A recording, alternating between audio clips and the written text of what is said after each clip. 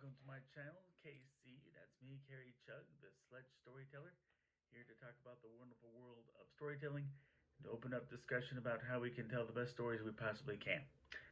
So, last week I gave you my insight about the necessity of storytelling in our world. And this video is about verisimilitude. I don't know how many are familiar with that word, so Merriam-Webster's definition of verisimilitude, not the easiest thing to say, having the appearance of truth or depicting realism. Now, there are varying levels of verisimilitude that have become acceptable to varying audiences, depending on what they expect. Actually, not. I'd say most people don't have a one preferred level of verisimilitude. But here are 5 levels of verisimilitude that I have come up with. Level 1, real world, like police procedurals, courtroom dramas, family dramas, hospital dramas, uh, most movie comedies that are set in our world, no, not in a fantasy or sci-fi realm. And I will say most sitcoms. And here the audience will have high expectations of how much the story will feel like it's set in the real world. That doesn't mean it will be perfectly accurate with our world.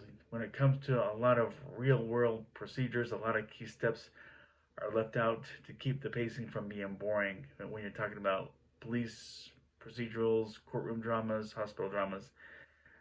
My aforementioned brother, who had been a highway trooper, his favorite TV show was the police procedural courtroom drama, both of them, Law and Order, but he still pointed out several inaccuracies done out of dramatic compromise. One other brother, he's in the medical field, did the same thing with the long running hospital drama ER. But you look at most comedies with real world settings, they involve people in recognizable jobs, recognizable circumstances with real world relationships, and the comedy pacing may have its own need for compromise. Now, in movies, one of my all-time favorite comedies, it's 1982's Tootsie.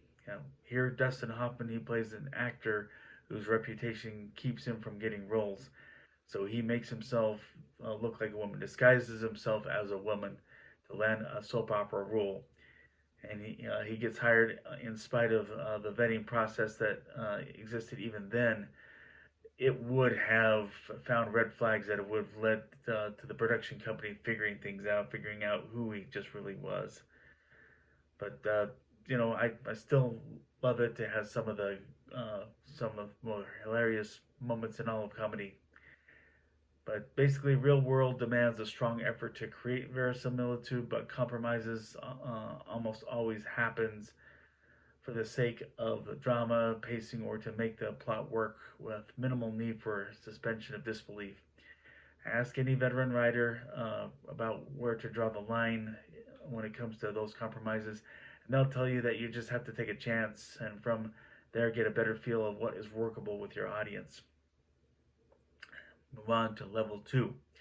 I'll say the more serious action movies and series, a few other comedies, and all the CSI series, particularly CSI Miami. Although classified as a police procedural, it wasn't long after the series began that many police departments they were very vocal over the many inaccuracies in procedures the level of CSIs actually worked with, and several outlandish CGI-based depictions. But from that note, you have storytelling with your audience to give you more leeway. Car chases will often show cars perform stunts that, while practical and not CGI, they do demand a lot of precise calculation to provide ideal circumstances that wouldn't occur in the real world. Also, action characters regularly endure injury from beatings by the bad guys, and trauma that in real life should put them in the hospital, if not leave them with long-term debilitations that over time would shorten their life. Along these same lines, when it comes to comedies, I think about such Jackie Chan comedies as Rush Hour and Shanghai Noon. Not only are we talking about the same kind of injuries, especially with the injuries that we know Jackie Chan has suffered in real life, but kind of the aforementioned car stunts, the The fight choreography demands the same level of precision that would never work in the real world. But the choreography makes it look so astonishing that we look past that flaw. Move on. Level number 3. Much heavier action, a la superheroes, commando types, disaster movies, science fiction, fantasy. For all the fantastical elements, most stories in these categories, in all their available mediums, are still grounded within solid boundaries to keep a healthy suspension of disbelief.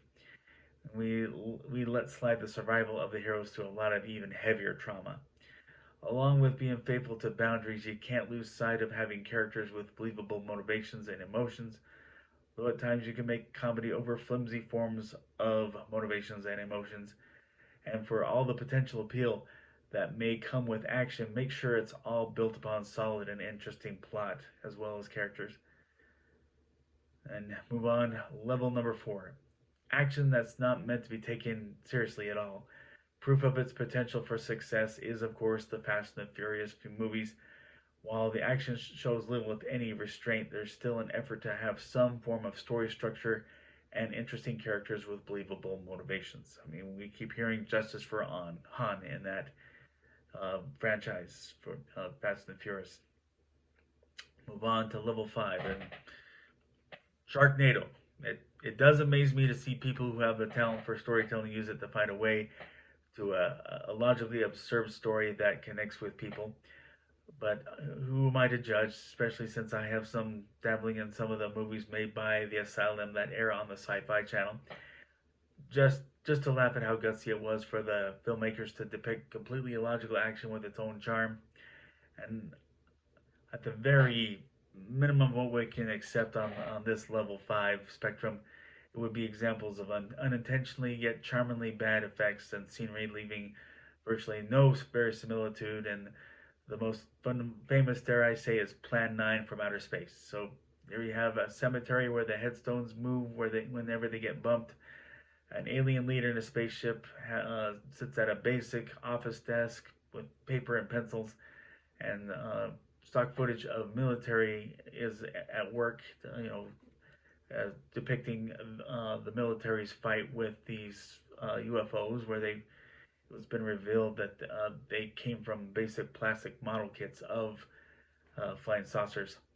Combine that with an actor on a soundstage playing a general looking up with binoculars at all that military action, the stock footage, going against the flying saucers.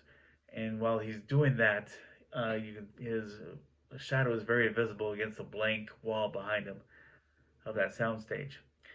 And although a beloved movie, it's an accidentally beloved movie for its lack of production value. But bottom line, it's key for whatever verisimilitude your story falls under that it stays consistent throughout the story and flows with harmony with the general expectations of the audience of what they're willing to accept in that category. I guess trailers or previews, any type of preview, the premise, all that will let people know ahead of time what to expect. They decided if it's worth reading through and experiencing that. But there you go with verisimilitude. Thanks for watching. If you like this video, please click subscribe. Oh, I'm sorry. If you like this video, please click like. If you like this channel, please click subscribe. Or follow me on Instagram and share this with a friend. Invitation remains open to purchase Sledge number 1. Just click or copy that link below. Or now you can purchase a digital copy with your Kindle app, and it's free if you are subscribed to Kindle Unlimited. I hope we can get some discussion going. Agree, disagree, something I didn't mention, please comment below. But still, I'll seek understanding amid much misunderstanding in our world, especially during an election year, and in the U.S. I'm talking about, and treat each other as equals. Amid this health crisis, be safe and God bless.